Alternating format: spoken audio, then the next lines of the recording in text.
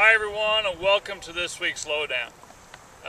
Typically I try not to get too much into golf clubs or certain golf companies when I'm doing these lowdowns, because I'm kind of a person that believes it's a little bit more of the Indian than it is the arrow.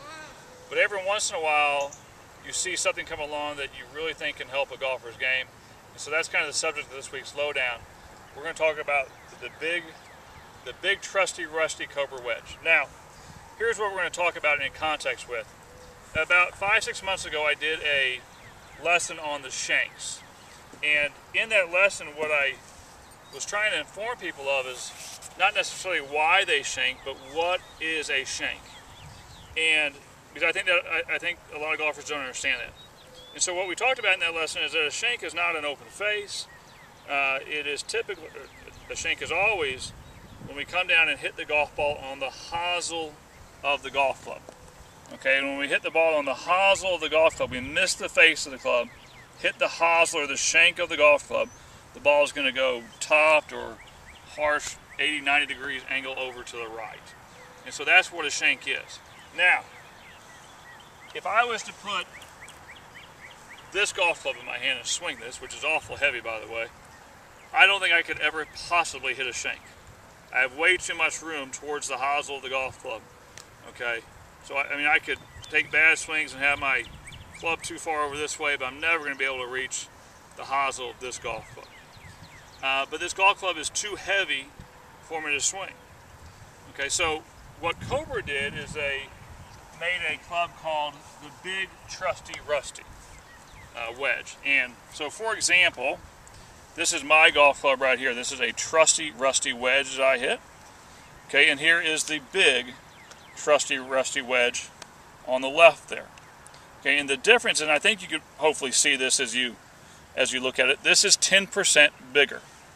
Okay, so one way to think about it is that if you look at the center of this club, it is 5% bigger this way, 5% bigger this way. Now the reality is that when most people shank a golf ball, when they hit the ball in the hosel, they're not missing it by much. In fact, most of the people I teach that have the occasional wedge shanks, they may shank it on the range maybe 1 out of 10 times.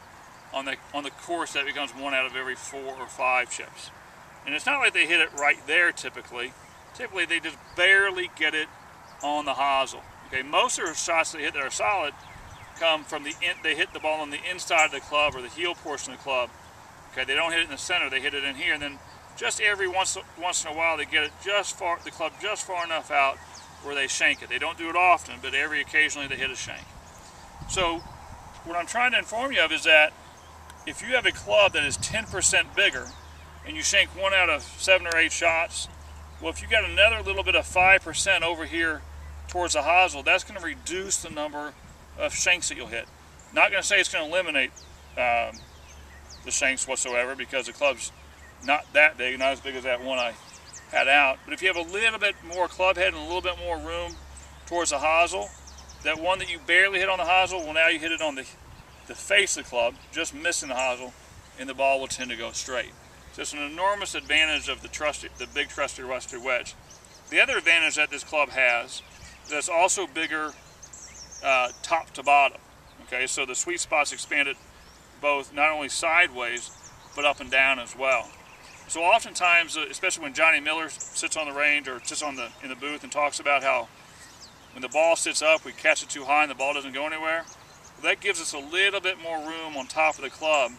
When the ball sits up high in the rough and we catch it a little high on the face, this ball is going to react better and react with a little bit more force. So, like I said, I don't do it often because the lowdown is a little bit more about golf instruction and getting better at golf, but occasionally you see a product that you think can be really advantageous to golfers, and in this case for a really specific type of golfer that hits the occasional shank.